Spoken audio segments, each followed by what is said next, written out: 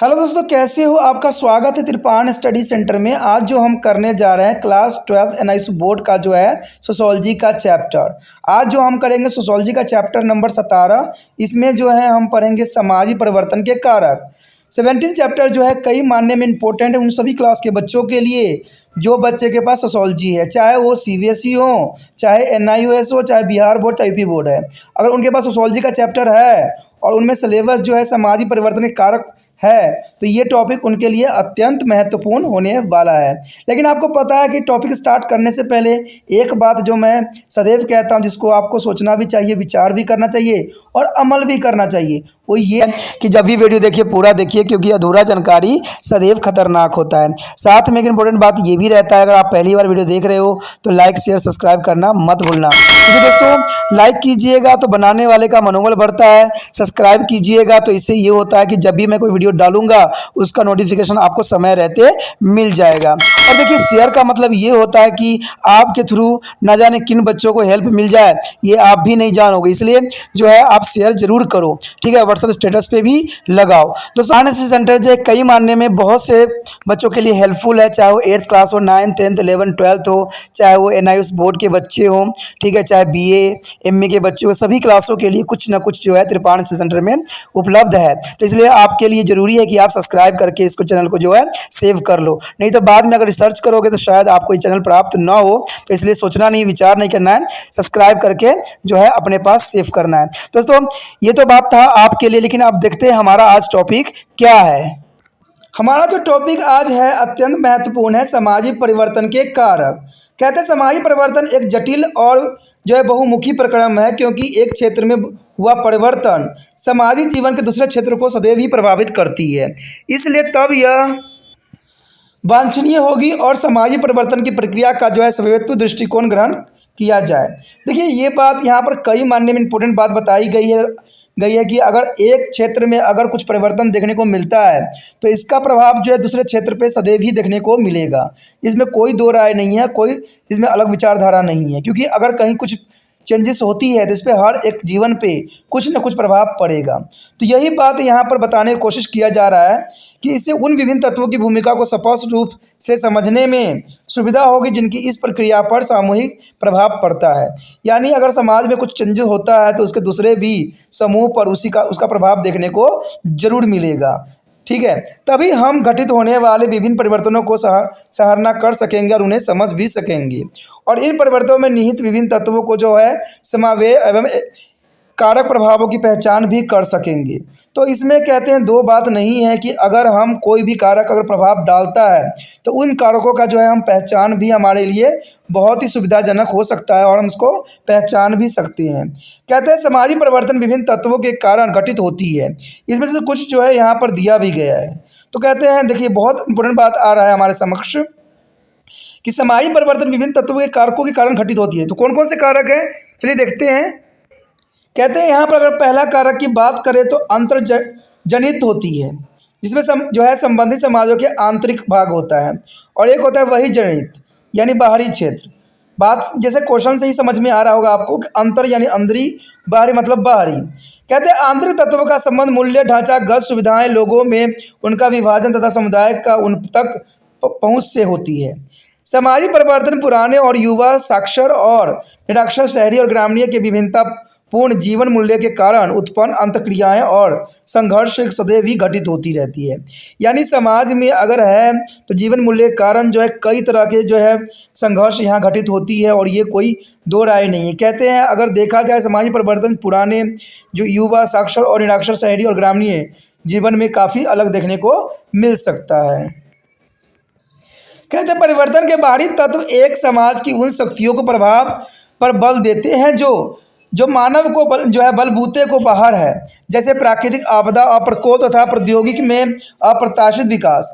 यानी सामाजिक देखिए परिवर्तन उन चीज़ों को अलग ही रखती है क्योंकि वो मानव के बलबूते से बाहर होते हैं, यानी मानव उस पर किसी प्रकार का प्रभाव नहीं डाल सकता। जैसे प्राकृतिक आपदा हो गया, प्रकोप हो गया, औद्योगिक अप्रत्यक्ष विकास हो गया। कहते हैं अब इन तत्वों को लेते हैं जो सामाजिक परिवर्तन को प्रभावित करते हैं, इसे पाठ से हम तत्वों के अध्ययन भी करेंगे।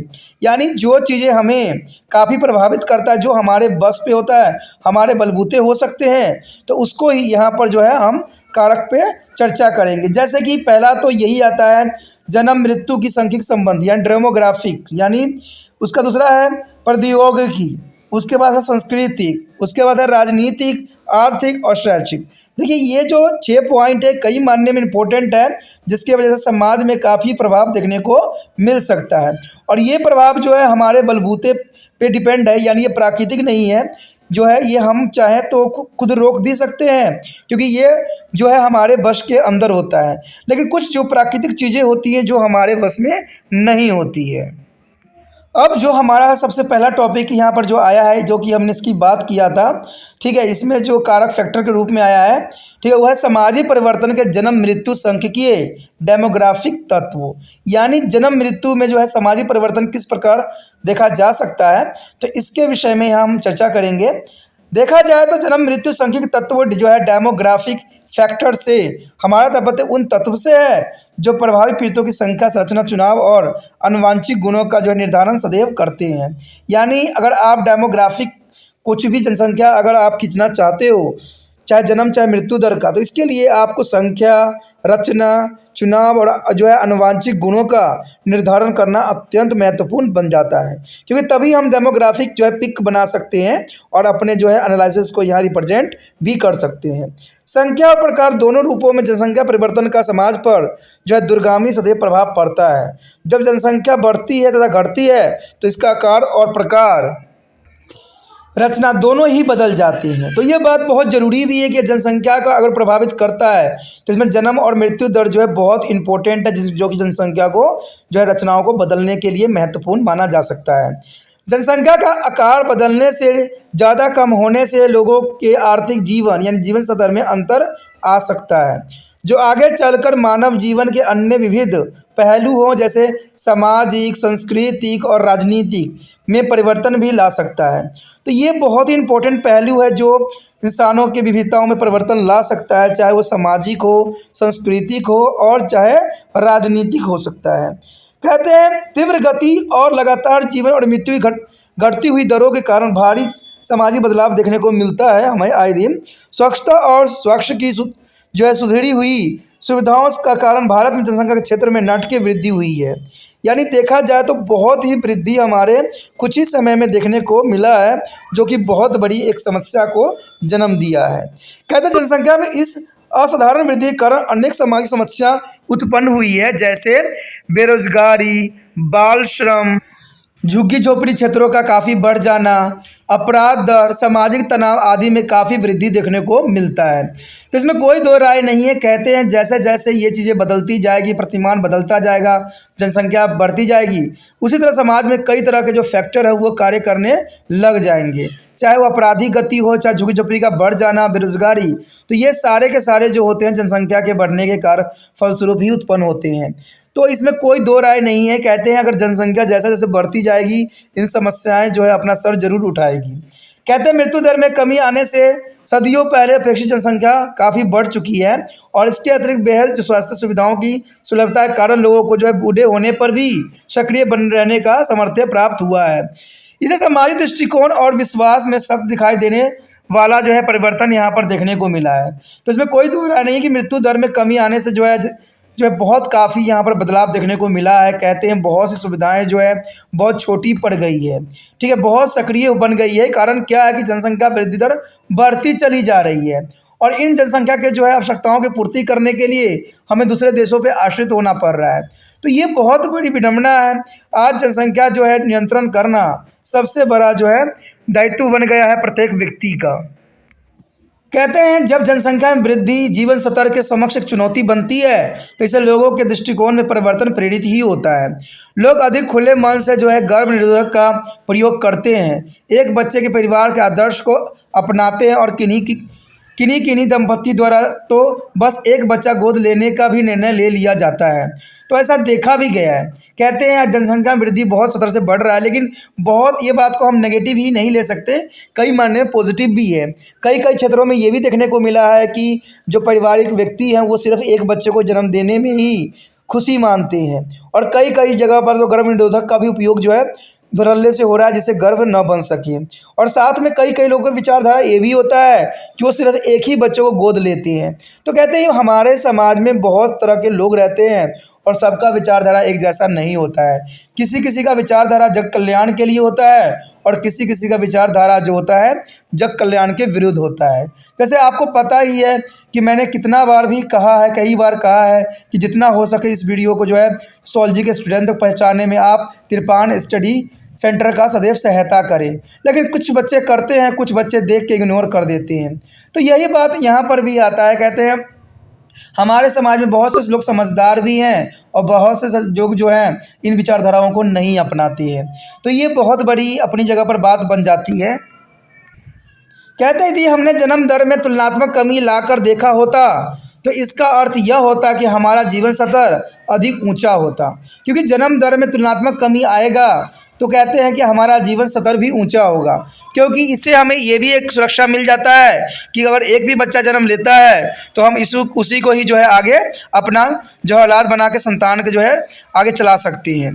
तो इसमें कोई दो राय नहीं। कहते जीवन स्तर जितना ऊंचा होगा, महिलाओं के बार बार बच्चा धारण करने की जो है कष्टसाध्य अवस्था से मुक्ति भी मिलेगी, क्योंकि कहते हैं बच्चों को जन्म देने में कई तरह के जो महिलाओं की जो है सब प्रताड़ना होती है। यानी कई कई जगहों पर तो ये भी देखने को मिला है कि महिलाओं की मृत्यु तक इवन हो गई है। तो ये कष्टदायक जो अवस्था उनको मिलती है बहुत ही दुखदायक होता है, और इसमें कम से कम बच्चे को जन्म दे तो उनके लिए और भी सही रहता है। छोटे बच्चों की और बढ़िया देखभाल भी साथ साथ संभव हो जाता है, क्योंकि एक बच्चों का देखभाल करना कई मायने में सही भी होता है। एक अधिक स्वास्थ्य समाज का निर्माण भी हो जाता है, और वास्तव में उस स्थिति में कुछ संख्या में जो है नवयुवक कार्य करने के लिए उपलब्ध भी हो जाएंगे। कहते हैं अगर वृद्धि होती हुई जो है बड़ी संख्या का भरण पोषण करेगा तो इससे बड़ी प्रॉब्लम भी रहेगी।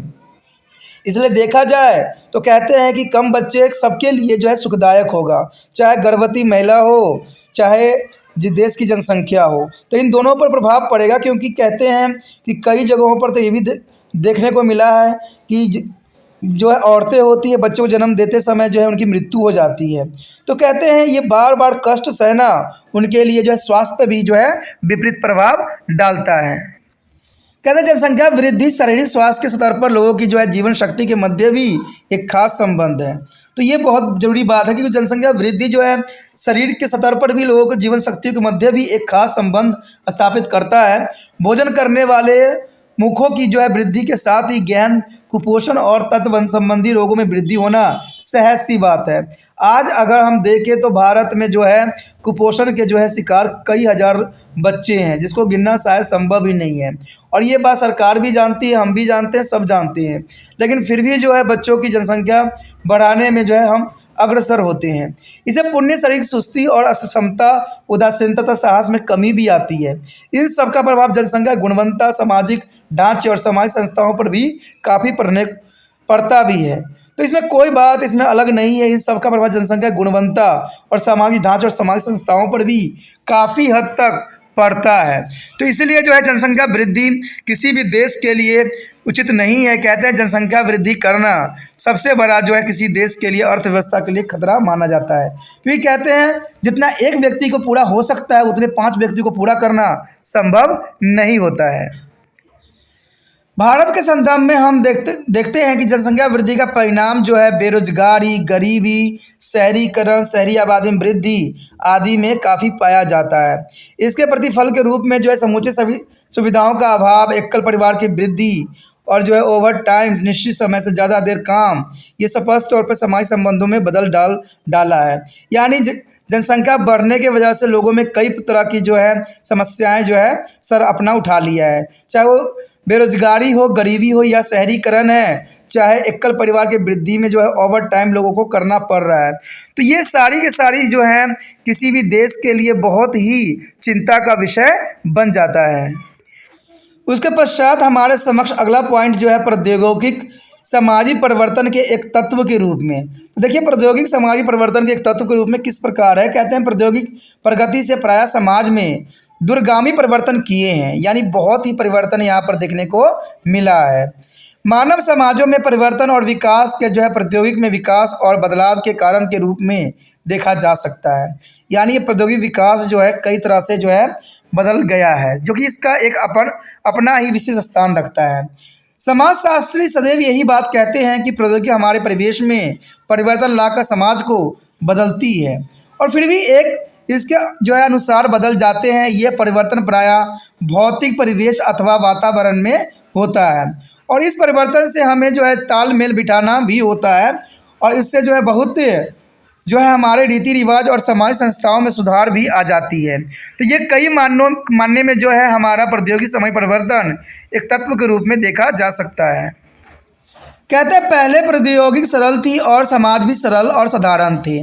परंपरागत समाज शारीरिक श्रम से जाना पहचाना जाता था और परिवार उत्पादन की एक इकाई थी। उत्पादन मानव और पशु शक्ति पर आधारित था, और वह जो है पारिवारिक उपभोग के लिए होता था। तब न तो आर्थिक लेन देन में लाभ का उद्देश्य प्रमुख होता था, और न ही जो कुछ भी पैदा होता था वह बाजार में लाया जाता था। 9वीं सदी के मध्य के बाद जो है औद्योगिक क्रांति और जो है औद्योगिकीकरण ने एक सुनिश्चित स्वरूप धारण किया है। प्रौद्योगिकी के दृष्टिकोण से उत्पादन संगठन में कुछ खास बातें विकसित की गई है, और इस प्रणाली में परिवेश अथवा वातावरण द्वारा नियंत्रित एवं प्रभावित भी किया गया है। देखा जाए तो विभेदीकरण, श्रम के पेचीदा विभाजन और गहन उत्पादन और उत्पादन की एक यांत्रिक प्रणाली पर आधारित होना आरंभ हो गई है। बड़ी बड़ी कंपनियां और निगम अस्तित्व में आए हैं, जिनमें से कुछ ने कालांतर में बहुराष्ट्रीय स्वरूप ग्रहण कर लिया है। औद्योगिक समाज अधिक पेचीदा और पूर्ववर्ती सरल समाजों से बहुत ही अलग तरह के हैं। तो इसमें कोई दो धारा नहीं है, कोई अलग बात नहीं है। कहते हैं विभेदीकरण, श्रम के पेचीदे विभाजन और गहन उत्पादन की जो है यांत्रिक प्रणाली पर आधारित होना कई मायने में जो है बहुत चीज़ों को बदल के रख दिया है। अब इन समाजों में क्या बदलाव हुई देखिए। कहते हैं सरल समाजों में या सोसाइटी के श्रम के आदर्श की अपेक्षा पूंजी की महत्ता अब हो गई है। कहते हैं आज व्यक्तियों का कोई महत्व नहीं है, जो अधिक कमाता है उसका ही बोलबाला होता है, और साधारण व्यक्ति को कोई पूछने भी नहीं जाता है। परिवार के जो स्थान पर जो उत्पादन इकाई के रूप में जो है फैक्ट्रियाँ उठ खड़ी हुई है, यानी जहाँ पर व्यक्ति अपने हाथों से कार्य किया करता था, आज जो है बड़े बड़े फैक्ट्रियों ने उसकी जगह पर ले लिया है, और कई लोगों के जो है हाथ को भी काट दिया है। कहते हैं अगर मानव और पशु शक्ति के द्वारा उत्पादित ऊर्जा के बजाय भाप, बिजली तथा अणु शक्ति का जो है प्रयोग होने लगा है। देखिए इसमें कोई दो राय नहीं है। पहले जो है होता था मानव पशु शक्ति का इस्तेमाल करता था, प्रयोग करता था, जिसकी वजह से पशुओं को भी काम मिल जाता था और उनके भी संरक्षण करने के लिए लोग प्रयत्नशील होते थे। लेकिन आज पशु शक्तियों को जो है इन्होंने बिल्कुल नकार दिया है, और इसके जगह पर जो है आज बिजली, भाप, इंजन, अणु शक्ति ने ले लिया है, जिसकी वजह से ये पशु जो है आज रोडों पे भटक रहे हैं, और ये जो है एक्सीडेंट के शिकार होते चले जा रहे हैं। तो ये कहते हैं ये बहुत ही गलत इन्होंने किया है, क्योंकि कहते हैं कोई पुराने चीज़ों को छोड़ना नहीं चाहिए। लेकिन एक विश्वास यहाँ पर ये भी आता है कि पशु शक्ति को उन्होंने छोड़ तो दिया है, लेकिन आने वाला समय में इसी पशु शक्ति का फिर से जो है उनको उपयोग करना पड़ेगा, क्योंकि कहते हैं आज बहुत सी चीज़ें जो हैं अपने ख़त्म होने के कगार पे आ चुके हैं। तो ये बहुत ही बड़ा प्राकृतिक के लिए भी एक सबब होगा, और मानव के लिए बहुत बड़ा जो है दुर्घटना का विषय बनेगा, क्योंकि इससे क्या होगा, मानव के अस्तित्व भी खतरे में पड़ेगा। कहते हैं मानव और पशु श्रम के स्थान पर मशीनों का प्रयोग होने लगा है, जिसके वजह से आज जो है पशुधन का उपयोग ही खत्म हो गया है, और कई पशु तो जो होते थे जो उपयोगी सिद्ध होते थे आज जो है रोडों पे घूम रहे हैं। तो क्यों? इसका कारण यही है कि उससे जब मशीन का प्रयोग होने लगा है। उत्पादन का लक्ष्य केवल परिवार का उपभोग ही नहीं रहा है, वह बाजार में विनिमय तथा लाभ बनाया गया है। यानी कि देखा जाए उत्पादन का लक्ष्य केवल परिवार का उपभोग ही नहीं रहता है, इनका सबसे बड़ा उद्देश्य जो होता है वो बाज़ारों में इनको बेचना और इससे उनको लाभ मिल सके। तो ये क्या करते हैं, बड़े बड़े देशों के व्यापारों में बाज़ारों में जो है अपना सामान लेके जाते हैं और वहाँ पर ये सामानें बेचते हैं, और जिसकी वजह से भारत में जो है इन चीज़ों की महंगाई जो है कमर तोड़ देती है। स्थानीय बाजार के बजाय विश्व बाजार का विकास हुआ है, यानी आज हम स्थानीय बाजार को कम प्रायोरिटी दे रहे हैं और जो हमारा विश्व बाजार है उसमें लोग जो है इसका प्रयोग बहुत अधिक कर रहे हैं, क्योंकि उनको अधिक से अधिक मुनाफा चाहिए। तो इसलिए ये क्या कर रहे हैं, अपना जो है रुख विदेशी व्यापार की तरफ अधिक दे रहे हैं। बेशकली सरकार कहती है कि स्वदेशी चीज़ें इस्तेमाल कीजिए, लेकिन मुझे लगता है कि ये बातें सिर्फ एक बातें हैं जिसका कोई उपयोग नहीं है। हमने हर जगह मेड इन इंडिया तो लिख दिया है, लेकिन मेड इन इंडिया नहीं हो रही है, सिर्फ यहाँ असेंबल हो रही है। मेडन तो कहीं और से बन के आ रही है, हर जगह से बन के आ रहा है। कहते हैं उनके सामान होते हैं, उनके चीज़ें होते हैं, और अगर हमारे देश में इसको बनाया जाता है तो इसको मेड इन इंडिया कहना कहाँ तक उचित होगा। जब हम सभी चीज़ों का उत्पादन स्वयं करने लग जाएं, सब चीज़ हमारा स्वयं का हो, तब कह सकते हो कि ये हमारा मेड इन इंडिया है। तो लोग भी जो है स्वदेशी चीज़ों का इस्तेमाल करना नहीं चाहते हैं, उनको विदेशी चीज़ें बहुत ही लुभाता है और काफ़ी आकर्षित भी करता है। कहते हैं अगर देखा जाए 7 पॉइंट, तो कहते हैं प्रगतिशील परिवहन और संचार के साधन तथा मृदा करेंसी, ठीक है, आधारित अर्थव्यवस्था लागू हुआ है। यानी अगर देखा जाए तो आज जो है गतिशील परिवहन की वजह से सामानों को यहाँ से वहाँ पहुँचाना बहुत ही सरल और बहुत ही आसान हो गया है, और संचार के माध्यम से जो है उनसे कम्युनिकेशन करना, उनसे बातें करना और उनसे जो है संबंध स्थापित करना बहुत ही आसान हो गया है, जिसकी वजह से हम जो है विदेशों की तरफ काफ़ी आकर्षित होने लग गए हैं। और इसके कारण क्या है कि मृदा करेंसी जो है आधारित जो है अर्थव्यवस्था आज लागू हो गया है। आज कोई भी व्यक्ति जो है पैसे के लिए, यानी जो है व्यापार करने के लिए ही कृषि करते हैं। अपने देश के लिए कोई कृषि करना नहीं पसंद करता। उनका सिर्फ जो होता है, मोटिव होती है, वो ये होता है कि जितना भी हो सके विदेश में इसको सप्लाई किया जाए।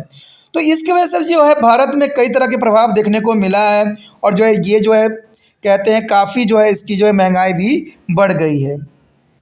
आधुनिक प्रौद्योगिकी तथा मानव द्वारा निर्मित स्थिति ने उत्पादन की प्रणाली और गुणवत्ता को ही नहीं बदला है, तो उत्पादन संबंध को भी काफ़ी हद तक बदल दिया है। तो इसमें कोई दो राय नहीं है कि आधुनिक ने जितना अपना पैर पसारा है और मानव द्वारा निर्मित स्थिति की जो उत्पादन हुई है, इसने काफ़ी हद तक जो है लोगों के जीवन को उथल पुथल कर दिया है। कहते हैं वर्तमान औद्योगिक संबंधों में कंपनियां, निगमों और बाजारें, बहुराष्ट्रीय कंपनी, बैंकों और औद्योगिक श्रमिक संघों को भी जन्म दिया है। तो इसमें कोई दो राय नहीं है। कहते हैं आज हमारे आधुनिकीकरण के कारण आज बहुत सी चीज़ों का जो है निर्माण हो गया है, चाहे वो कंपनियां हो, निगम हो, बाजार हो, बहुराष्ट्रीय कंपनी हो, बैंक हो या श्रमिक संघ हो, इन सब का जो है आधुनिकीकरण के कारण ही जन्म हुआ है। और ये जो है अपना जो है गुणवत्ता या अपनी चीज़ें जो है दबदबा डाल रहे हैं।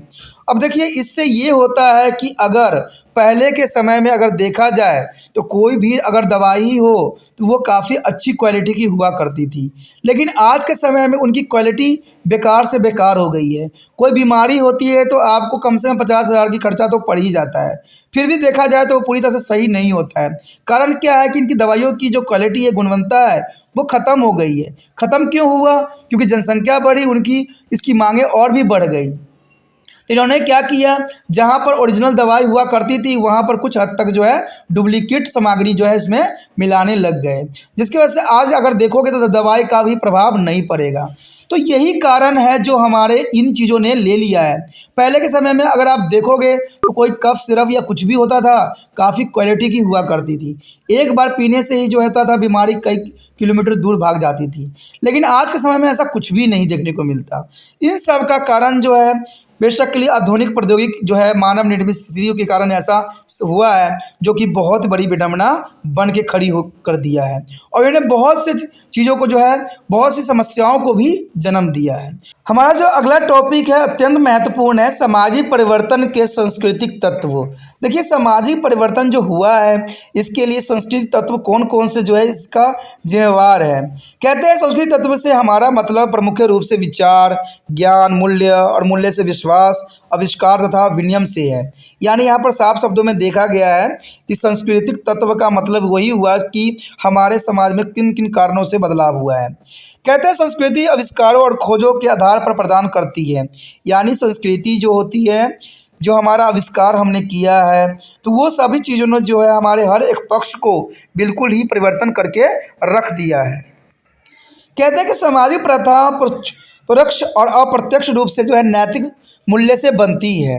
सामाजिक मूल्य के द्वारा जीवन मूल्य अथवा विश्वासों में सदैव घटित कोई भी परिवर्तन जो है सामाजिक संस्थाओं को प्रभावित सदैव करता है। इसका उदाहरण यह है कि भारत में एकल परिवार की वृद्धि ने जो है पारिवारिक प्रणाली को विशेष रूप से बदल दिया है। यानी यहाँ पर पारिवारिक प्रणाली देखने को अगर आपको लगेगा तो बहुत ज़रूरी है, इसका मैंने पहले ही वीडियो बना दिया है कि यहाँ पर परिवार किस प्रकार का था और इसका बदलते हुए रूप के कारण क्या है। अब पहले के समय में जो था संयुक्त परिवार हुआ करता था, लेकिन आज क्या हो गया है, एकल परिवार की वृद्धि काफ़ी होता चला जा रहा है, जिसकी वजह से जो व्यक्ति पुराने विचारधारा के थे उनको ज्ञान जो है आने वाली पीढ़ी को प्राप्त नहीं हो रही है और आने वाली पीढ़ी ये समझती है कि आधुनिकता में ही उनकी भलाई है, मोबाइल से सारे कार्य करना ही उनका दायित्व रह गया है। लेकिन कहते हैं ये सब चीज़ों का जो है सिर्फ हमें आवश्यकताओं के लिए उपयोग करना ही सर्वदा उचित होगा। तो ये बहुत बड़ी जो है यहाँ पर विडंबना बन गई है। कहते हैं धीरे धीरे जो है सम्मिलित परिवार की प्रथा विच्छेदित होती गई है और इससे परिवार में पारंपरिक संबंध बदलते गए हैं। आज जो संबंध है प्रत्येक व्यक्तियों का सभी समाजों में बदल गया है। इसका कारण कहीं ना कहीं जो है औद्योगिकरण ही है और बढ़ती हुई जनसंख्या ही है। आज प्रत्येक व्यक्ति जो है अपने परिवार के साथ ही जीवन व्यतीत करना चाहता है, लेकिन ये कई मायने में गलत है और ये समाज कभी भी ऐसे चलना संभव नहीं है।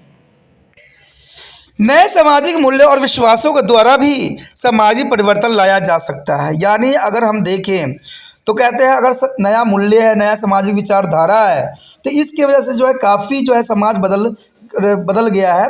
पुराने और नए जीवन मूल्य के बीच संघर्ष जो है पूर्णतः एक जीवन मूल्य प्रणाली के निर्माण का जो है मार्ग जो है प्रशस्त हो जाता है। अगर आप देखोगे तो पुराने और नए मूल्य में हमेशा ही संघर्ष आपको देखने को मिलेगा। चाहे आप परिवार में ही रहते होंगे, आपके माता पिता कुछ बोलते होंगे तो आप सदैव उस बात को खंडन करते होगे। तो ये जो है पुराने और नए विचारधारा है उनमें बहुत ही संघर्ष देखने को मिलेगा, क्योंकि कहते हैं नए वाले जो है अपने आप को महान कह रहे हैं और पुराने वाले भी अपनी महानता छोड़ना नहीं चाहते हैं। इसमें जो है अगर आप प्लस 2 के देखोगे कि यहाँ पर जो है NIS बोर्ड वाले क्लास के एक चैप्टर है हिंदी का, गिठरी और पीढ़ी, यानी इसमें सारी बातें इसी बात पे दर्शाया भी गया था कि कैसे जो है पुरानी पीढ़ी अपना स्थान छोड़ना नहीं चाहती है और नई पीढ़ी जो है उनको स्थान देना नहीं चाहती है। तो कुछ हद तक यही बात जो है यहाँ पर उजागर हो रहा है कि हम क्या कर रहे हैं, जो नए जीवन मूल्य के बीच और पुराने के बीच सदैव ही संघर्ष देखने को मिलेगा। उदाहरण भारत में मुगलों के शासन में सूफियों ने हिंदी में लिखना आरंभ किया था। इसे हिंदी साहित्य का विकास हुआ और हिंदी और फारसी संस्करण प्रजाति के रूप में उर्दू उत्पन्न हुई। इस नई भाषा में अरबी के भी शब्द जो है घुल मिल गए। मुगल साम्राज्यों में सबसे शक्तिशाली बादशाह अकबर ने हिंदू और इस्लाम दोनों धर्मों के मिले जुले रूप में जो है दिन ए इलाही नाम का विचार को जो है राज्य धर्म के रूप में चलाया। इसके अलावा हिंदू और मुसलमान दोनों शासकों ने साक्षरता का महत्व समझा और दोनों समुदाय के लोगों में निहित कलात्मक क्षमताओं को पहचाना भी। तो ये कोई दो विचारधारा नहीं है, इसमें साफ शब्दों में यही बात बताने की कोशिश किया गया है कि जब मुगल काल थी तो मुगल काल में सिर्फ हिंदी शब्दों का ही बोलबाला था, लेकिन जब यहाँ पर मुगलों ने ये देखा कि ये हिंदी तो सिर्फ हिंदू के लिए ही रिप्रेजेंट होता है, तो उन्होंने एक नया भाषा का उपयोग किया जिसको उर्दू कहा गया।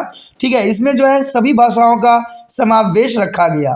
तो कहते हैं हर पीढ़ी दर पीढ़ी जो है अपनी प्रभुता स्थापित करने के लिए कोई ना कोई जो है वो प्रयत्न सदैव करते रहते हैं। इसका प्रभाव राजनीतिक में भी देखने को मिलता है कि हर पार्टी अपना जीत को जो है दबदबा बनाने के लिए हर संभव प्रयत्न करती है, चाहे उनको किसी प्रकार का भी है जो है कूटनीति का उपयोग करना पड़ जाए, चाहे सांप्रदायिक दंगा भी क्यों न करवाना पड़ जाए, वो हर तरह के जो है प्रपंच अपनाते हैं और देश को जो है खोखला करते चले जा रहे हैं। तो कहते हैं हर कोई जो है अपने आप को महान कहने के चक्कर में लगे हुए हैं।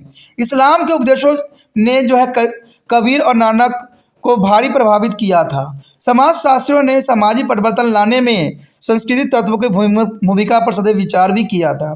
एक और वो धर्म और सामाजिक ढांचे के बीच अंतर संबंधों को संस्कृति के एक पहलू के रूप में मानते थे, तो दूसरी ओर विभिन्न धर्मों को आचार संहिता और उनकी आर्थिक प्रणाली के प्राकृतिक प्रभाव का विश्लेषण भी करते थे। तो इसमें बहुत ही इंपॉर्टेंट यहाँ पर एग्जाम्पल दिया गया है कबीर जी के और गुरु नानक देव जी के। इन्होंने सदैव ही प्राकृतिक को ही सर्वदा उचित माना और इनका विचारधारा था कि सभी को लेकर चलना और आचार संहिता को जो है आर्थिक प्रणाली को प्रभाव का विश्लेषण करना सर्वदा उचित रहेगा। एक निष्कर्ष यह है कि हिंदू, बौद्ध और इस्लाम धर्म की प्रचार संहिताओं ने उस आवश्यक गुणवत्ता तथा समझ का विकास नहीं किया जिसकी पूंजीवादी का विकास के लिए आवश्यक थी। यानी पूंजीवादी ने काफ़ी विकास करने के लिए जो बातें थी वो पूरी तरह से निहित नहीं हो सकी। इन धर्मों से संबंधित संस्कृति परलोक प्राप्ति के बारे में अधिक ध्यान देती है। यानी अगर देखा जाए हिंदू, बौद्ध, इस्लाम धर्म तो सबके सब एक ही संस्कृति पर अपना विचारधारा रखते हैं कि हमें परलोक कैसे प्राप्त होगा, हमें मोक्ष कैसे मिलेगा। उन्होंने आर्थिक विकास और भौतिक उपलब्धियों पर बल नहीं दिया। यानी देखा जाए तो अगर हिंदू देखो, बौद्ध देखो, इस्लाम देखो, सबका यही विचारधारा थी कि हम कैसे परलोक को प्राप्त करेंगे, कैसे हमें मोक्ष मिलेगी। लेकिन उन्होंने कभी भी आर्थिक विकास और भौतिक उपलब्धियों पर कभी बल ना दिया, जिसकी वजह से ये चीज़ें पीछे ही रह गई। इस विपरीत प्रोटेस्टेंट मत की आचार संहिता ने सही संसार सार है पहले पर, यानी यही संसार सार है कि पहले पर बल दिया। जैसे यह कि व्यक्ति इस संसार में रहते हुए परिश्रम करना चाहिए, धन इकट्ठा करना चाहिए, उसे व्यापार में लगाना चाहिए, समय का मूल्य समझना चाहिए और उपलब्ध मूलक लक्ष्यों का ध्यान केंद्रित करना चाहिए। इन्हीं बलों पर इन्होंने सदैव ही ध्यान दिया।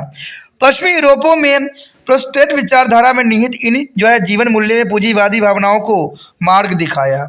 इस भांति हमारे धार्मिक विश्वास और हमारी संस्थाओं के स्वरूप पर पड़ने वाले उनके प्रभावों के बीच एक अंत संबंध स्पष्ट दिखाई देने लगा। यानी देखा जाए तो विदेशी लोगों ने इन विचारधाराओं को कभी भी आगे नहीं रखा। उनका विचारधारा था कि सदैव हम पूंजीवादी कैसे बने और कैसे अपने देश को आगे से आगे बढ़ाएं। तो कहते हैं हर देश, हर जगह का अपना प्रोटेस्टेंट विचारधारा होती है और इन्हीं विचारधाराओं से वो लोग आगे बढ़ते हैं। तो तभी तो हमारा देश इतना पीछे रह गया, क्योंकि हमारा देश में सभी लोगों का एक ही विचारधारा होता है कि हमें कैसे मोक्ष मिलेगी, कैसे हमें जन्नत प्राप्त होगी। और इसी चक्कर में अपनी वास्तविक उद्देश्य होता है जीवन का, वो उनका पीछे रह जाता है। विभिन्न समाजों के बीच सांस्कृतिक संपर्क के माध्यम से सामाजिक परिवर्तन सदैव घटित होती रहती है, इसमें कोई दो राय नहीं है, क्योंकि विभिन्न समाजों के बीच सांस्कृतिक संपर्क के माध्यम से सामाजिक परिवर्तन होना एक स्वाभाविक सी बात है। सामाजिक परिवर्तन की एक महत्वपूर्ण यांत्रिक प्रक्रियाएं होती है। एक समाज दूसरे समाज की संस्कृति विशेषताओं के लंबे संपर्कों के माध्यम से अपना लेते हैं। मान लीजिए आप अगर अमेरिका में कुछ समय के लिए रहते हो तो वहाँ के बहुत सारे विचारधारा अपना लोगे। चाहे अमेरिका के लोग अगर इंडिया में कुछ समय रहते हैं तो उनका काफ़ी यहाँ की संस्कृति उनको प्रभावित कर सकता है। जैसे कि यात्रा, व्यापार और वाणिज्य तथा कुछ अचानक घटित घटनाओं जैसे कि युद्ध, जहाँ नई और अभी तक गुप्त रही तकनीकी श्वेत भेद खोल देती है। तो ये सारे एग्जाम्पल के तौर पे आप देख सकते हो जो कि हमारे समाज में निहित होती है। सांस्कृतिक विचारधाराओं और नवीन प्रौद्योगिकी उस समय प्रदान की जाती है और अपनाई जाती है जब समाजों को लगता है कि उन्हें एक कमी अथवा एक अनुभूति आवश्यकता की पूर्ति करती हो। आधुनिक बनने की कोशिश में विकासशील देशों और समाजों द्वारा विकसित समाजों के संस्कृति तत्वों को अपनाया जाना आम तौर पर देखने में आता है। कहते हैं संस्कृति तत्व का प्रसार दो या दो से अधिक यानी ज़्यादा संस्कृति के सदस्यों के बीच व्यक्तिगत संपर्क और अंतर्क्रियाओं से भी होती है। यानी अगर हम किसी दूसरे व्यक्तियों के साथ संपर्क में जाएं तो इसमें बहुत सी चीज़ें आप में बदलाव देखने को मिल सकता है। इसे यूनानी मुस्लिम और ब्रिटिश लोगों के साथ लगातार संपर्क के कारण भारतीय समाज में होने वाले परिवर्तन भली भांति देखा जा सकता है। तो इसमें कोई दो राय नहीं है। आज अगर देखिएगा तो विदेशों का प्रभाव हमारे भारतीय समाज पर बहुत अधिक पड़ा है और सबके सब विदेशी रहन सहन को ही अपना दायित्व और अपना उद्देश्य मान के बैठ गए हैं और हमारी संस्कृति कहीं हद तक विलुप्त होती चली जा रही है। भारतीय संगीत और वास्तुकला इससे कहते हैं इस्लाम ने से भारी प्रभावित हुआ है। यानी अगर देखा जाए तो भारतीय संगीत और वास्तुकला इस्लाम ने इसको काफ़ी प्रभावित किया है। फारसी संगीत के प्रभाव ने ख्याल जैसे नया राग और तबला और सितारे जैसे वाद्य यंत्र विकसित कर दिए हैं। वास्तुकला में इंडो चाणक्य शैली चल पड़ा है जिसमें खुली जगह के अंत कक्ष, बड़े बड़े गुंबद और मेहराब और मीनारें होती है।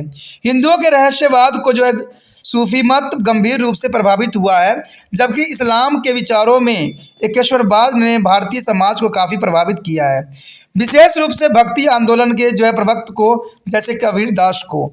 यानी कहते हैं इन चीज़ों ने काफ़ी हमारे देश की संस्कृति को प्रभाव डाला है और इसका प्रभाव देखने को भी मिल रहा है।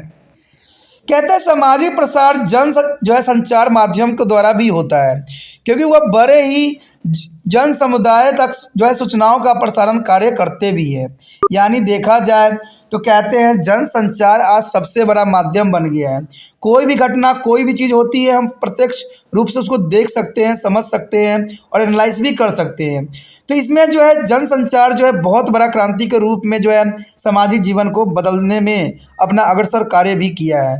इसे परिवर्तन की प्रक्रिया में एक संस्कृति तत्व को सदुचित लोगों में फैलाकर गतिशील बनाया है। यानी बहुत से ऐसी संस्कृति थी जिससे हम अनभिज्ञ थे, लेकिन आज जन संचार के माध्यमों ने हमें उन सारी संस्कृतियों से अवगत करा दिया जिससे हम अनजान थे। इस प्रकार संस्कृति आधुनिकता ने प्रतिफलित हुई है, यानी ये हर क्षेत्र में अपना दबदबा बनाने में प्रगतिशील हुई है। क्योंकि आज देखिए, कोई भी अगर आप संस्कृति रिसर्च करना चाहते हो मोबाइलों में, तो वो संस्कृति आपको मोबाइल में सब फर्स्ट दिख जाती है और ये सारे विजुअल रूप में होती है और इसको आप देख भी सकते हो, समझ भी सकते हो, एनालाइज भी कर सकते हो। तो कहते हैं जनसंचार ने आज क्रांतिकारी विचारधारा लाने में अपना काफ़ी योगदान दिया है। इस संश्लेषण का परिणाम एक ऐसी नई प्रकार की संस्कृति का उदय हुआ है जिसमें वर्तमान और परंपरागत दोनों तत्व मौजूद हैं। यानी देखा जाए तो ऐसी संस्कृति बन गया है जिसमें पहले के समय के और आज के समय के ऐसे मिले हुए हैं। तो ये काफ़ी बदलने के लिए पर्याप्त था। कहते हैं लोकगीत और पश्चिमी संगीत दोनों से एक नए प्रकार के लोकप्रिय मिला जुला संगीत पैदा हुआ है कि इसमें कोई दो राय नहीं है। आज अगर हम कहते हैं संगीत की ही बात करें तो आज संगीत होती है पुराने जैसा नहीं होता है। पुराने को अगर सुनिएगा तो आपका मन चित्त होगा शांत हो जाएगा, लेकिन आज अगर आप सुनिएगा तो उसमें शोर शराबा और कुछ भी रह नहीं गया शेष। यानी आज लोगों को सिर्फ शोर शराबा ही काफ़ी उचित लगता है और काफ़ी अच्छा लगता है, लेकिन पुराने समय के व्यक्ति थे ऐसे गानों को कभी भी पसंद नहीं किया करते थे, क्योंकि उनका विचारधारा था कि संगीत मन को शांत करता है और हमें नई ताजगी देती है। लेकिन लोगों में कहते हैं कैसे विचारधारा चेंज हुआ है, इसका तो समय ही जिम्मेवार हो सकता है। यह जानना काफ़ी रोचक है कि संस्कृति विस्तार ने बड़ी तेज़ी से लोगों के भौतिक जीवन को बदल के रख दिया है। तो अब भौतिक पहलू जैसे धर्म, आदर्श, विचारधारा और विश्वास में बदलाव की गति धीमी रही है। यानी बहुत से हमारे जीवन के चीज़ों को भौतिक चीज़ों को बदल के रखा है, लेकिन कुछ पहलुओं को अभी तक भी बहुत ही कम गति से बदल रही है। जैसे धर्म, आदर, विचारधारा, विश्वास बहुत ही धीमी गति से चल रही है। इस प्रक्रम को संस्कृति पिछड़ापन कहा जाता है। यानी इसी को ही दोस्तों क्या कहते हैं, हम संस्कृति पिछड़ापन कहते हैं। जब अभौतिक संस्कृति शीघ्रता से भौतिक परिवर्तन से तालमेल नहीं रख पाती है तो दोनों में एक पिछड़ापन घटित होती है। यानी पिछड़ापन संस्कृति का अर्थ यही होता है कि भौतिक परिवर्तन के तालमेल रखने के लिए जो अभौतिक संस्कृति है, ठीक है, उसमें तालमेल बिठाना बहुत ज़रूरी है। अगर ये तालमेल नहीं बैठा पाती है तो दोनों में एक पिछड़ापन घटित होती है, यानी पिछड़ापन संस्कृति देखने को मिलता है। तो ये परिभाषा के रूप में भी हो सकता है। आधुनिक समाज में जहाँ जीवन के भौतिक पहलू संस्कृतियों के अभौतिक पहलुओं की अपेक्षा अधिक तेजी चाल से बदले हैं, तालमेल की समस्या को इस धारणा के द्वारा समझाया भी जा सकता है। अभी समाजों को इन परिवर्तनों के साथ तालमेल बैठाने की आवश्यकता होती है, क्योंकि जब तक ये तालमेल नहीं बैठेगा कोई भी संस्कृति आगे नहीं बढ़ पाएगा। क्योंकि कहते हैं दो विचारधारा कभी एक नहीं हो सकता है। अगर इसमें समावेश ना हो तो कोई ना कोई विचारधारा होती है सदैव के लिए अंत अवश्य हो जाती है। जो समाज संस्कृति के अभौतिक पहलुओं, भौतिक पहलुओं का शांति और सामाजिक समरता की और बढ़ने के लिए मार्गदर्शन करते हैं, वो दूसरे की अपेक्षा अधिक प्रगति करते देखे गए हैं। इसमें कोई दो राय नहीं है। अगर हम इसका अमेरिका का एग्जाम्पल ले तो अमेरिका के समाज काफ़ी आगे बढ़ इसलिए गया है क्योंकि हर एक पहलुओं पर उन्होंने विचारधारा रखा है और हर एक पहलुओं को ही अपना रहा है। कहते हैं हम जिन चीज़ों को छोड़ते चले जा रहे हैं, अमेरिका विदेश वाले उसको अपना रहे हैं। तो वो अपना क्यों रहे हैं? क्योंकि इसमें उनको बहुत कुछ अच्छाई दिख रहा है, बहुत कुछ अच्छी विचारधारा दिख रही है, इसलिए वो लोग काफ़ी कुछ उनका बदलता हुआ जा रहा है। कहते हैं पहले के समय में अमेरिका में जो है तो होता था शादी ब्याह का इतना प्रावधान नहीं होता था, क्योंकि वो लोग जो होते थे कहते थे कि शादी करने से तलाक होती है और लोग बिछड़ जाते हैं, इसलिए वो लोग मित्र बन के एक ही जो है रूम में रहते थे और अपना जीवन जो है संभोग भी करते थे। लेकिन अब उनका विचारधारा इससे अलग होता जा रहा है। आज जो है अमेरिका में भी देखा जाए तो वो लोग घर बसाना चाहते हैं, एक परिवार बनाना चाहते हैं, ठीक है। तो ये विचारधारा जो है अमेरिका में जन्म ले लिया, विदेशों में जन्म लिया है, और ये सारी विचारधारा हमारे देश भारत का था। लेकिन आज भारत के जो है नौजवान ये विचार सोच के आगे बढ़ रहे हैं कि उनको जो है शादी ब्याह से हमें अलग रहना है, हमें किसी के साथ जो है शारीरिक संबंध बनाना है और उनको अलग कर देना है। तो आज जितना पुराने जगह पे हमें देखने को मिलता था, जो हमें अमेरिका में देखने को मिलता था, वो सारी विचारधारा आज हमें भारत में भी देखने को मिल रहा है। तो कहते हैं सारी संस्कृति के प्रतिमान जो है बदलते ही चले जा रहे हैं। कहते हैं इससे ये होता है कि जो समाज संस्कृति अभौतिक पहलुओं को करते सदैव वही जो है आगे बढ़ने में अग्रसर होते हैं। समाजीक परिवर्तन के राजनीतिक कारक, हमारा अगला टॉपिक जो है बहुत महत्वपूर्ण है, जिसमें हम समाजीक परिवर्तन के राजनीतिक कारक के विषय में जो है हम यहाँ चर्चा करेंगे। इस पार्ट में हम सामाजिक परिवर्तन लाने में राज्य और विधान की भूमिका काफ़ी हमने करेंगे। इसमें हम जानेंगे कि इन राजनीतिक कारकों में कौन कौन से फैक्टर है जो इसको परिवर्तन करने के लिए अग्रसर है। कहते हैं विधि या कानून समाज में सामाजिक, आर्थिक तथा राजनीतिक परिवर्तन के एक उपकरण का कार्य सदैव करती है, क्योंकि कानून जो है राज्य द्वारा समर्थित होती है और प्राकृतिक सबल यानी बलपूर्वक लागू की जाने वाली होती है। अंत व्यक्ति उसको जो है अनुकूल चलाता है। तो यही बात यहाँ जरूरी है कि कोई भी कानून रूल रेगुलेशन लागू होता है तो वो शक्ति से होती है, और इसी राजनीतिक के कारण ही ये आगे बढ़ भी पाती है। अगर हम यहाँ बात करें पहले पॉइंट के, तो इसमें यही बात दर्शाया गया है कि कानून व्यक्तियों के विभिन्न समूह और उनकी विविध संस्कृति और व्यवहारिक जो है पद्धतियों के बीच एक विशेष सीमा तक व्यवहार की समानता सुनिश्चित करती है। यानी कानून ही है जो व्यक्तियों में व्यवहार के लिए उत्तरदायी होती है, और इसी से व्यक्ति जो है अपना व्यवहार भी करते हैं। दूसरी बात यही बताती है कि विविध या कानूनी सामाजिक बुराइयों का दमन करने और समाज के छोटे और कमज़ोर वर्ग के लोगों को ऊपर उठाने की भी व्यवस्था यहाँ करता है। भारत में कानून समाज के कमज़ोर वर्गों, विशेष रूप से अनुसूचित जाति, अनुसूचित जनजाति एवं अन्य पिछड़े वर्गों के लोगों के हितों की रक्षा सदैव करती है। कानून महिलाएं, बच्चे तथा समाज के अन्य सुविधाएं वंचित वर्गों को हितों की रक्षा भी करती है। तो इसमें कोई बुराई नहीं है, कानूनी सामाजिक बुराई का दमन करती है, और बहुत से जो है पिछड़े वर्ग के लोग, चाहे वो महिला हो, चाहे वो बच्चे हों, चाहे समाज के कोई बुजुर्ग हो, सबको जो है सुरक्षा प्रदान करता हो। चाहे वो अनुसूचित जनजाति क्यों ना हो, उनको भी जो है कानून संरक्षण देती है। तो कानून जो है किसी देश के लिए, किसी राज्य के लिए बहुत ही जो है ज़रूरी प्रतिनिधित्व निभाता है। अगर हम बात करें तीसरी पॉइंट की, तो यही बात यहाँ दर्शाया है कि कानून समाज की क्रियाओं को जो है पुनर्निर्माण का कार्य सदैव करती है। यानी समाज की कोई भी कार्य हो या कानून हो तो उसको पुण्य निर्माण करने के लिए अग्रसर भी होती है। वो बहुत पुरानी रूढ़ियों, रीति रिवाजों को जो समाज की स्थिरता और प्रगति में बाधक या प्रतिकूल समझी जाती थी, बदलने का सदैव प्रयत्न करता है। इस प्रकार जो है 1829 ईस्वी में सती प्रथा बंद करने का कानून बनाया गया था, क्योंकि ये समाज के लिए जो था बहुत ही दुखदायक परिस्थिति थी। कहते हैं इसके एक सदी बाद जो है दूसरा कानून बनाया गया, जिसके अनुसार शादी के लिए लड़कों का कम से कम उम्र जो था 18 साल और लड़की का उम्र 14 वर्ष निर्धारित की गई थी। इसके बाद फिर एक दूसरे कानून में दहेज लेने और दहेज देने की प्रथा पर प्रतिबंध लगा दिया गया। भारतीय संविधान के अनुच्छेद 17 की एक टिप्पणी के अनुसार छुआछूत को समाप्त कर दिया गया, और आज अछूत या अदृश्यता की प्रथा कारागार की सजा को योग्य दंडनीय अपराध बना दिया गया। तो कहते हैं कानून बहुत ही ज़रूरी होता है। कानून अगर नहीं होता तो शायद सती प्रथा के जो है रूल रेगुलेशन को जो है बंद करना संभव नहीं था। जहाँ पर अगर 18 साल उस समय लड़कों का उम्र बताई गई थी, लड़कियों के 14 साल, तो वो नहीं बनाई जाती। आज जो है ये बिल्कुल ही चेंज हो चुका है। अगर आज देखा जाए तो लड़की का उम्र 18 साल और लड़के का 21 साल निर्धारित की गई है। तो कहते हैं सारे के सारे अनुच्छेद जो होते हैं समय के साथ कानूनी रूप धारण कर लेते हैं, और ये किसी भी समाज के लिए सर्वदा उचित ही होती है। जब कानून और समाज की प्रथाएं परंपरा विरोधी हो तो कानून को समाज में परिवर्तन के एक उदाहरण के रूप में कार्य करने की पूरी पूरी स्वतंत्रता और पुण्य अधिकार होता है। फिर भी कोई भी कानून अकेले ही समाजी बदलाव या सुधार नहीं ला सकता है। उसे समाज के वर्गों और विशेष रूप से जन समुदाय से भी पुण्य समर्थन और सहयोग प्राप्त करना होता है।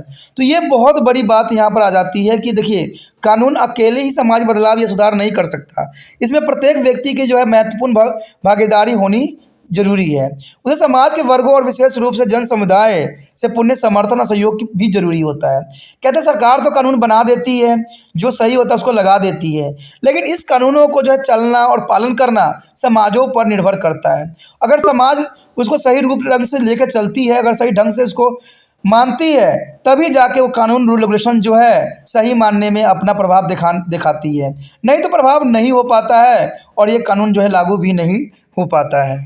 कहते हैं जनमत परिवर्तन का प्रबल जरिया होता है।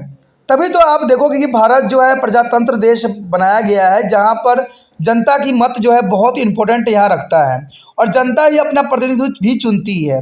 कानून अकेले परंपराओं और रूढ़ियों की विद्यमान प्रणाली को नहीं बदल सकता है। यही कारण है कि सती प्रथा, बाल विवाह, दहेज प्रथा और अधीनता जैसी बुराइयां पर प्रतिबंध के लिए कानून होते हुए भी वे अभी भी हमारे देश में जड़ जमाए हुए हैं।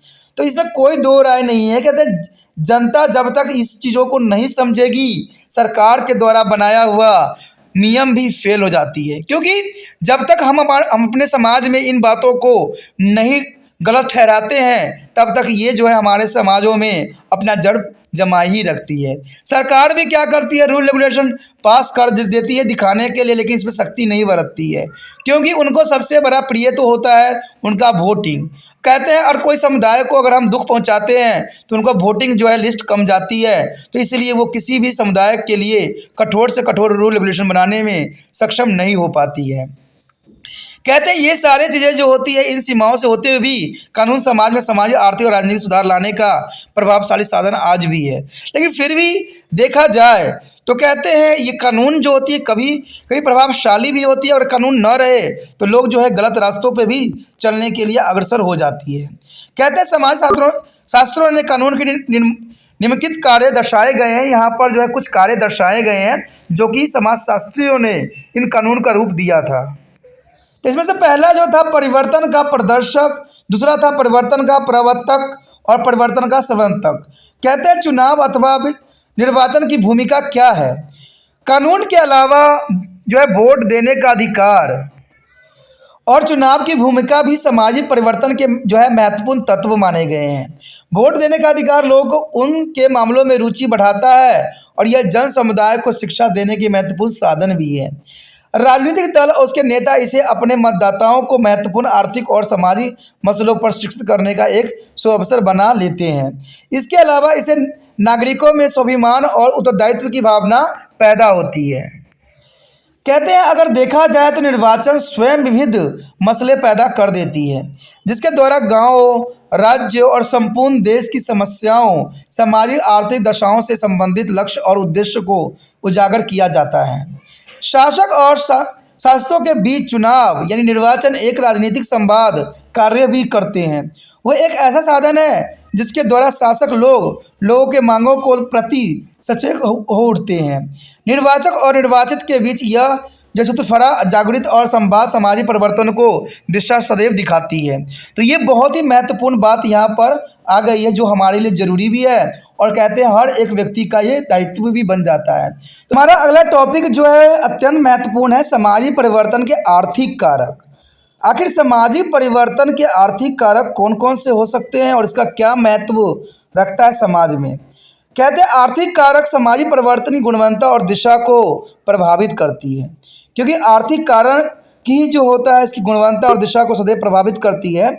हम पहले अपने विश्लेषण और अध्ययन से प्राप्त प्रमाणों के लिए एक जो है सैद्धांतिक जो विवेचन करके इस कारकों को प्रभाव का अध्ययन भी करेंगे।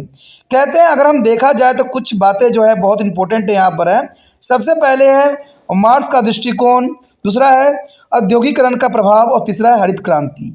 तो कहते हैं ये सारे कारक जो थे वो सामाजिक परिवर्तन के लिए उत्तरदायित्व थे। तो सबसे पहले हमारे समक्ष बात आता है मार्क्स का दृष्टिकोण।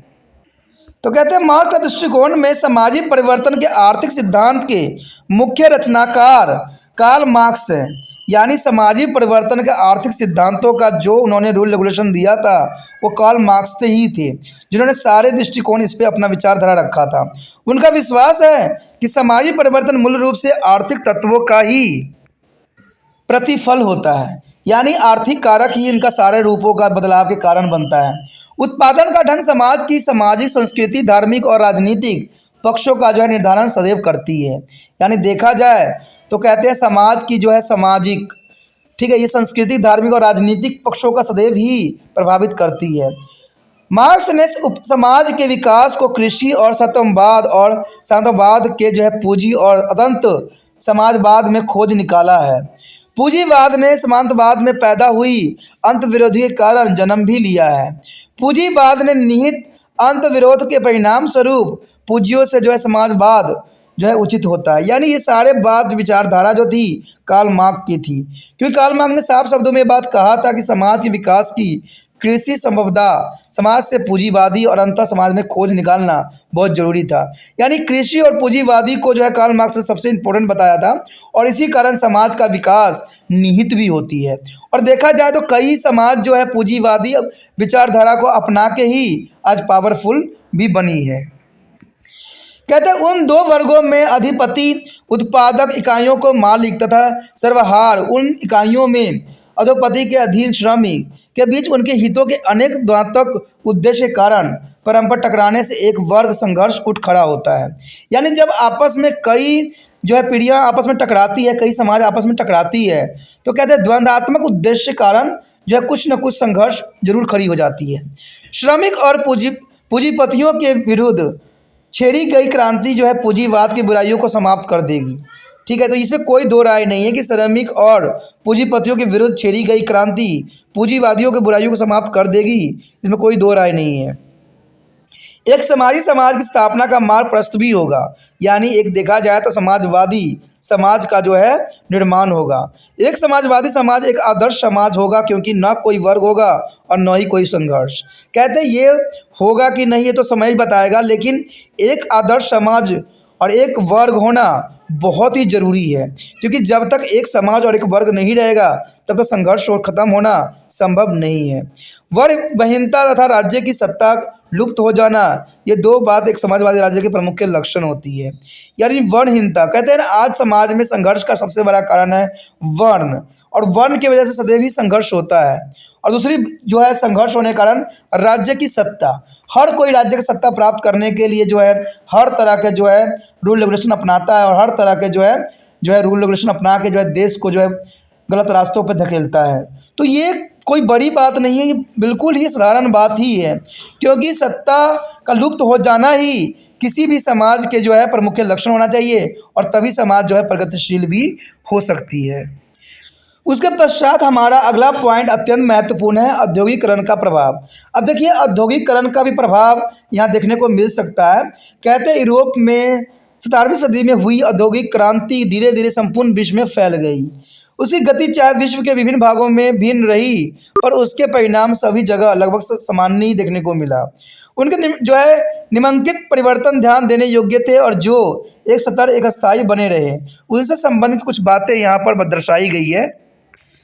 जैसे कि आप यहाँ पर देख सकते हो एक फैक्ट्री की जो है यहाँ पर रेखा चित्र प्रस्तुत किया गया है, जहाँ पर जो है इसकी उत्पादन बढ़ाने के लिए अग्रसर लोग यहाँ पर दिख रहे हैं। तो कहते हैं जो क्रांति हुई, औद्योगिक क्रांति हुई, इसने कई मायने में कई जो है लोगों के हाथ काट दिए, औद्योगिक जो है घरेलू उद्योग समाप्त कर दिए, और कई जगह के लोगों को जो है बेरोजगार भी कर दिए। तो कहते हैं औद्योगिक क्रांति तो कहते हैं आज की मांग थी, क्योंकि हाथों से बना हुआ सभी के लिए पर्याप्त नहीं थी, इसलिए जो है कुछ सेकंडों में बनने वाले चीज़ लाना बहुत पर्याप्त थी, तभी जाके जो है आज हम जो है इन जनसंख्याओं की जो आवश्यकताओं की पूर्ति कर सकते हैं। इस औद्योगिक क्रांति के कारण कई चीज़ों में बदलाव हुआ, जैसे कि उत्पादन घरों से निकलकर फैक्ट्रियों में होने लग गई। पहले के उत्पादन जो होते थे दोस्तों घरों में हुआ करते थे, लेकिन आज जो है बड़े बड़े फैक्ट्रियों में होने लग गए। उत्पादन प्रक्रिया में पूंजी ने महत्वपूर्ण भूमिका अर्जित कर ली, यानी इसने सिर्फ पूंजी के पर ही अपना ध्यान आकर्षित किया। कार्यबल का व्यावसायिक ढांचा अधिकांश कृषि क्षेत्र की अपेक्षा बढ़कर अधिक बड़े औद्योगिक कार्यबल के रूप में बदल गया। यानी लोगों ने कृषि को त्याग दिया और औद्योगिक को अपना लिया। लेकिन शायद लोग एक बात नहीं जानते हैं कि कृषि के कारण ही जो है कच्चे पदार्थ उनको प्राप्त होगी। अगर कच्चे पदार्थ नहीं होंगे तो उद्योग भी नहीं चल पाएगा। तो शायद ये बात उनको समझ से परे रही। समाज के सभी क्षेत्रों के लोग औद्योगिक गतिविधियों में लग गए। यानी समाज के प्रत्येक लोग जो थे सारे के सारे जो है ऑफिस और जो है औद्योगिक गतिविधियों में लग गए, जिसकी वजह से कृषि जो था पिछड़ गया। बड़ी संख्याओं में महिलाएं भी घरों से निकल पड़ी और उस कार्यबल में शामिल हो गई जो औद्योगिकरण के रूप में जाना जाता था।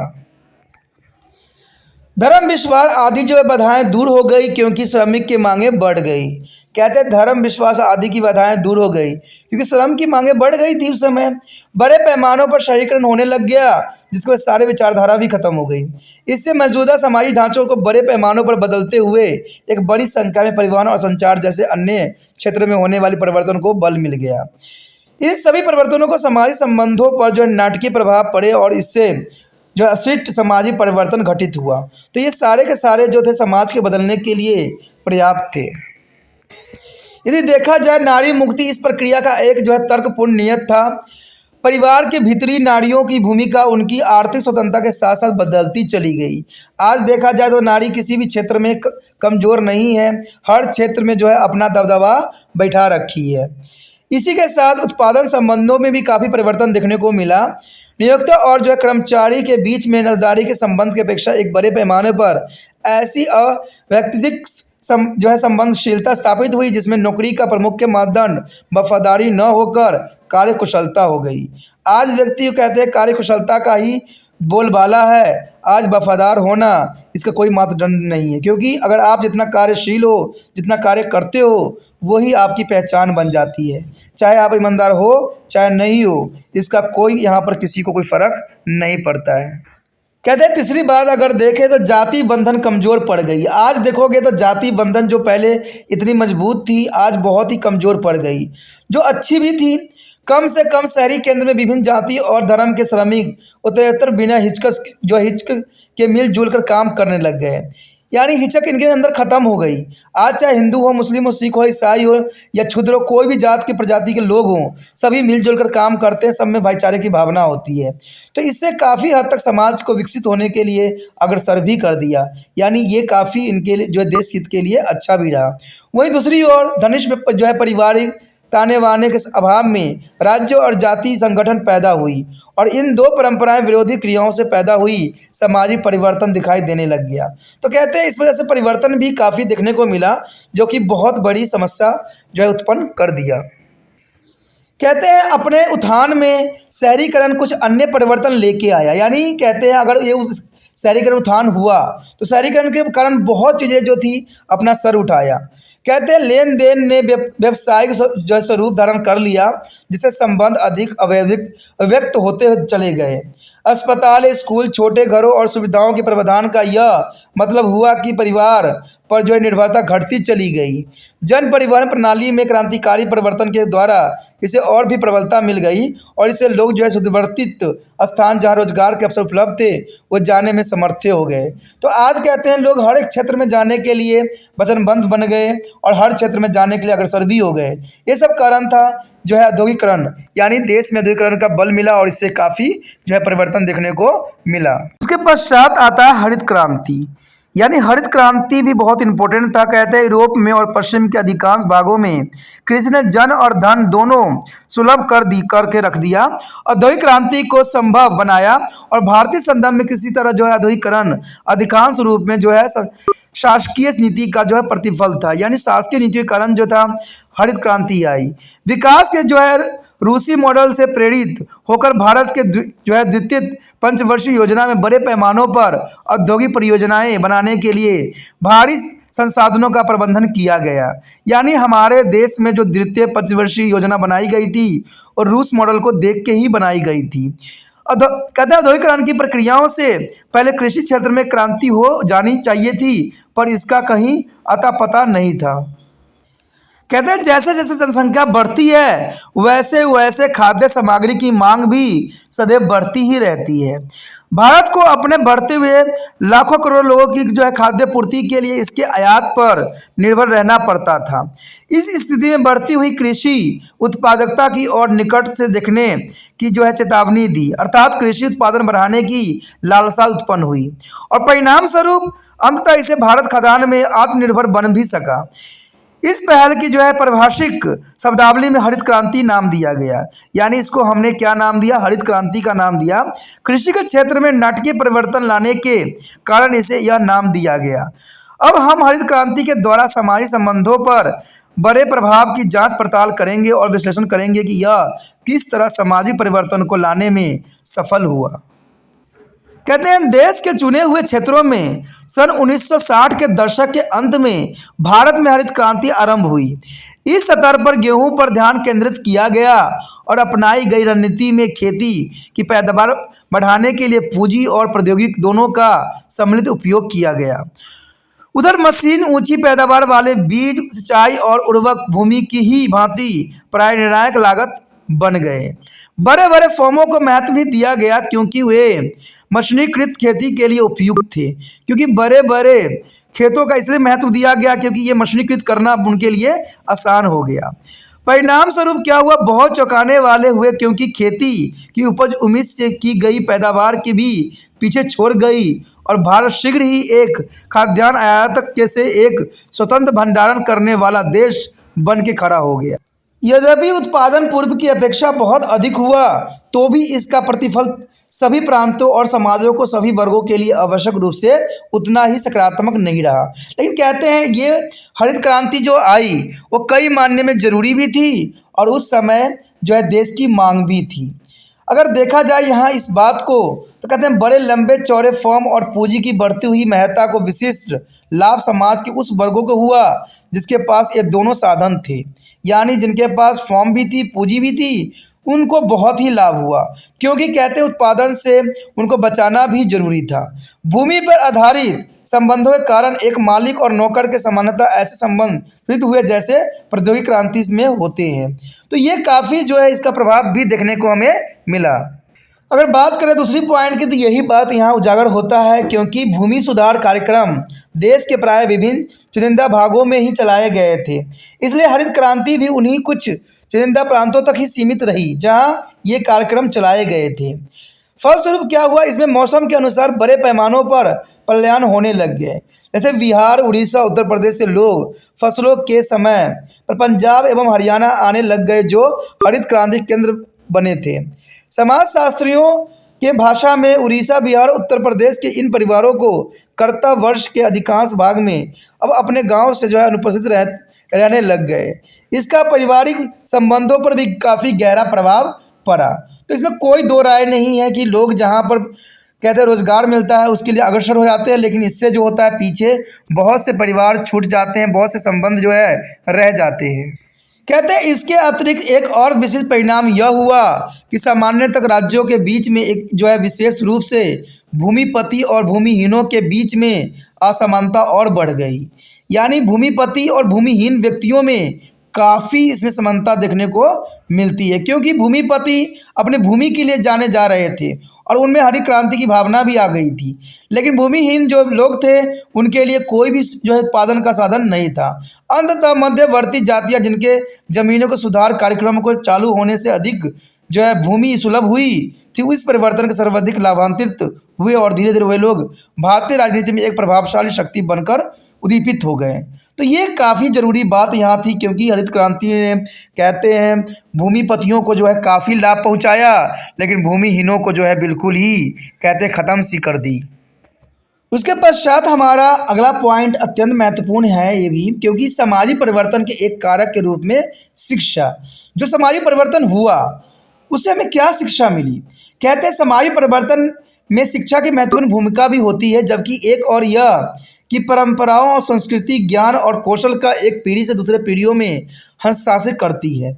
यानी शिक्षा का जो है यहाँ पर बहुत बोलबाला था, क्योंकि शिक्षा के लिए ही हम जो है आगे बढ़ भी सकते हैं। क्योंकि शिक्षा प्राप्त करने से ये होता है कि हम ये ज्ञान जो है एक पीढ़ी से दूसरे पीढ़ी में हस्तांतरित भी करते हैं।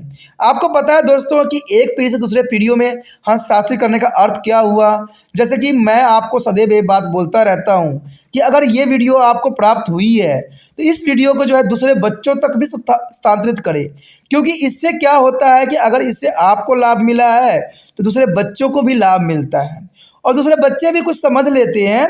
तो ये स्थानांतरित करना बहुत ज़रूरी होता है, क्योंकि ज्ञान का स्थानांतरित करने से ज्ञान घटता नहीं है, ज्ञान बढ़ता है। ठीक है। और कहते हैं इससे दूसरे व्यक्ति को लाभ भी होता है। कहते हैं एक व्यक्ति कुछ भी नहीं कर सकता चाहे जो मर्जी हो। कहते हैं अगर एक ही देश में राष्ट्रपति बन के रह जाए तो क्या एक राष्ट्रपति से पूरा दुनिया चल सकता है? संभव ही नहीं है। इसमें हर एक लोगों का जो है अपना महत्वपूर्ण योगदान है। और कहते हैं महत्वपूर्ण योगदान इसलिए भी रहता है क्योंकि वो पढ़े लिखे होते हैं और वो सही रणनीति करना जानते हैं, तभी हमारे देश जो है आगे बढ़ता भी। और समझदार लोग कब होंगे? जब शिक्षित होंगे। लेकिन आप क्या करते हो, वीडियो देख के इग्नोर कर देती हो और इसको आगे बढ़ाने के लिए कभी भी अग्रसर नहीं होती हो। तो इसे कैसे स्थानांतरण किया जाए, ये बहुत बड़ी जो है त्रिपाण स्टडी सेंटर के लिए चिंता का विषय बन के रह गया है। कहते हैं ये बात स्थानांतरित करना जरूरी हर क्षेत्र में होता है। दूसरी ओर यह समाजी परिवर्तन का एक एजेंडे के रूप में भी कार्य करती है। नए विचार और जीवन मूल्य इसके द्वारा आरंभ भी किए जाते हैं और वही जो है युवा पीढ़ियों के लिए अनुसरण करने तथा प्राप्त करने के लिए एक लक्ष्य बन जाता है। यानी युवा पीढ़ी क्या करते हैं, उसको देख के अनुसरण करते हैं, सीखते हैं। और सीखना ही बहुत ज़रूरी होता है, क्योंकि अगर वो ना सीखे तो शायद वो चीज़ों को आगे बढ़ाने के लिए उनका जो है पर्याप्त समय नहीं रहेगा और वो ज्ञान भी दूसरे तक स्थानांतरित नहीं हो पाएगा। किसी समाजशास्त्री ने शिक्षा की परिभाषा करते हुए कहा है कि शिक्षा प्रौढ़ पीढ़ी लोगों के द्वारा जो अभी प्रौढ़ नहीं हुए हैं उन पर लागू किया गया प्रभाव है। इसका लक्ष्य बालक में उन शारीरिक, वैधिक और नैतिक अवस्थाओं को जागृत है और विकसित करना है जिसकी अपेक्षा उसे सगड़ा समाज एवं तत्कालिक सामाजिक वातावरण दोनों करते हैं। इस प्रकार समाज की शिक्षा के द्वारा दो लक्ष्य प्राप्त होते हैं और ये दो लक्ष्य जो है बहुत इम्पोर्टेंट है। पहली लक्ष्य यही है कि व्यक्तियों के सामाजिक आवश्यकताओं के अनुरूप सामाजिक बनाना और ढालना तथा विकसित भी करना। दूसरा है आधुनिक अर्थव्यवस्था के अनुसार उद्योग और प्रौद्योगिकी में जो है विविध कौशल के लिए मानव संसाधनों में जो है संबोधित प्रशिक्षण जैसी सामाजिक आवश्यकताओं की पूर्ति करना। तो ये दोनों जो है शिक्षा का महत्वपूर्ण योगदान रहता है। यदि हम बात करें औपचारिक और अनौपचारिक शिक्षा की, तो आपको पता चल ही चुका होगा कि हम जो बात करेंगे औपचारिक और अनौपचारिक शिक्षा की, तो कहते हैं इससे पहले कि हम समाज परिवर्तन के एक तत्व के रूप में शिक्षा की भूमिका का वर्णन करें, शिक्षा प्रणाली के दो विभिन्न रूपों में देखा जा सकता है। एक औपचारिक शिक्षा होती है, एक अनौपचारिक शिक्षा होती है। जो शिक्षा एक विविध स्थापित संस्था में प्रदान की जाती है उसे औपचारिक शिक्षा कहते हैं।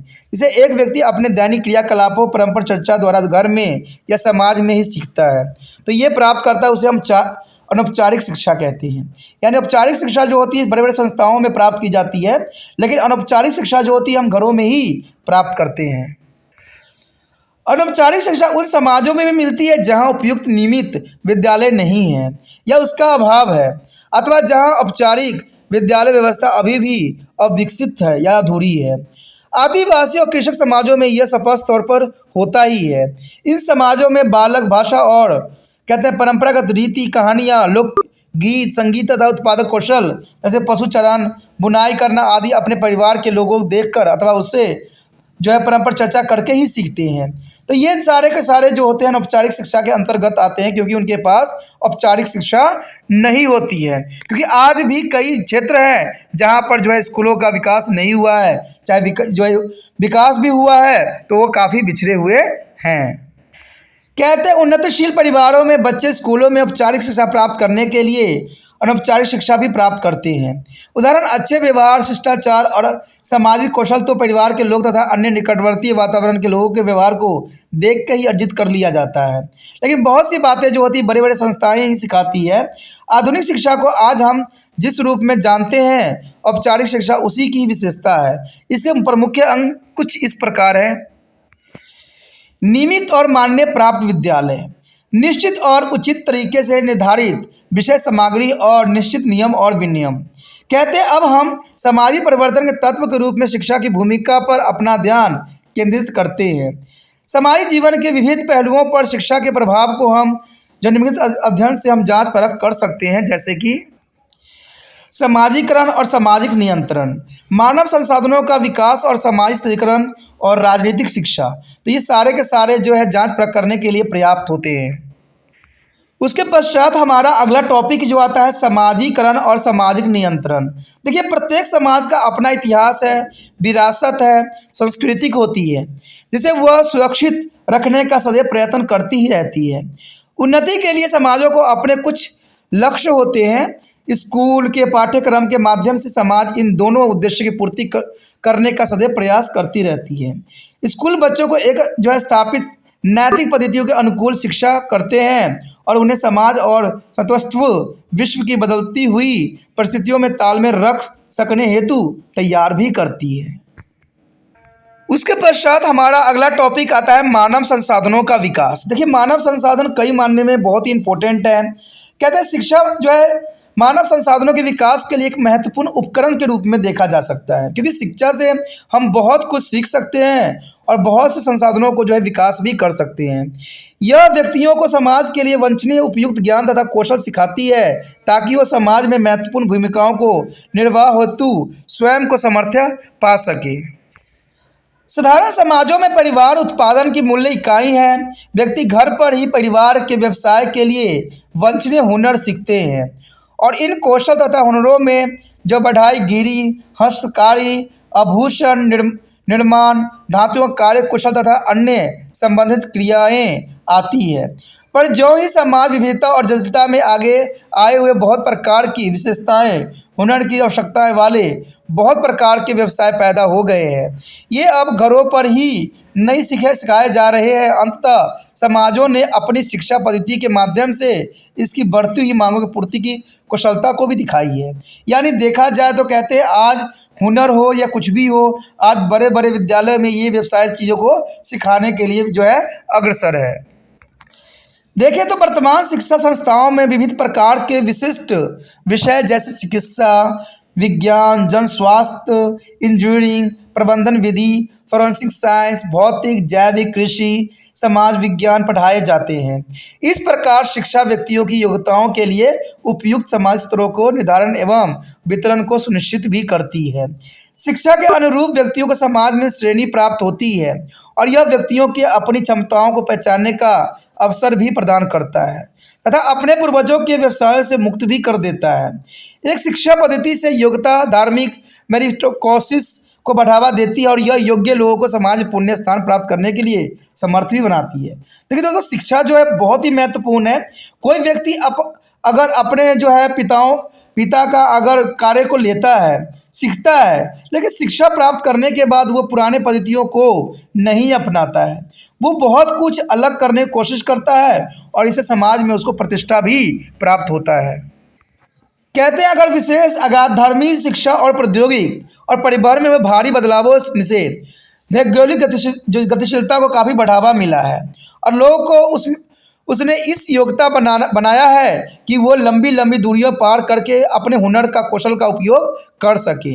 भारत से पश्चिम में जा पहुँचे बड़ी संख्या में जो है सॉफ्टवेयर इंजीनियर आधुनिक शिक्षा के द्वारा नए द्वार खोले जाने और नए लाभप्रद अवसर सुलभ कराने के लिए प्रबल प्रमाण है। यानी देखा जाए तो कहते हैं शिक्षा ने बहुत कुछ बदल के रख दिया है।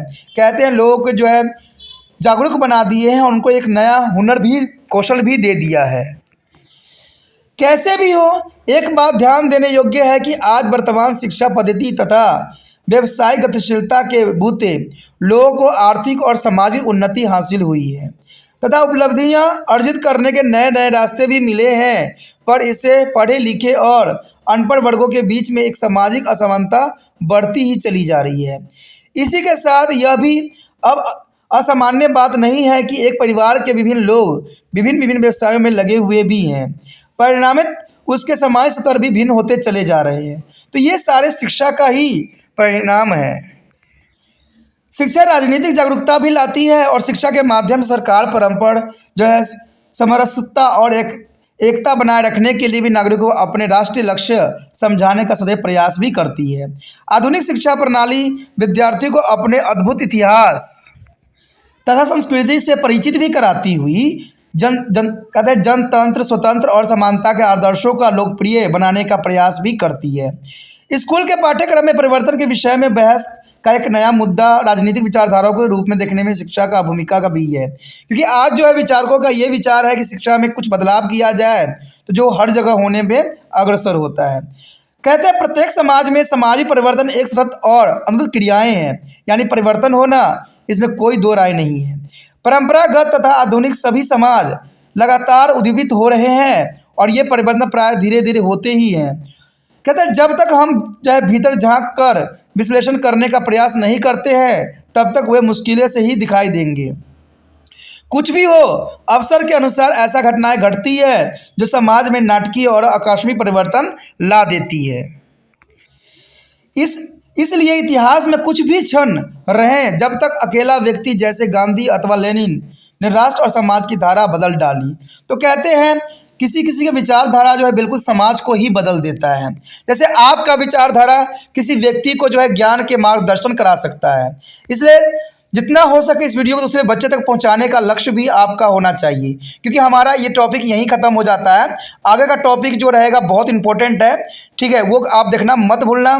तो ये इसी के साथ दोस्तों जितना हो सके इसको शेयर करना है, ठीक है, जितना हो सके इस पर जो है दूसरे बच्चे तक पहुँचाने में कोशिश करना है।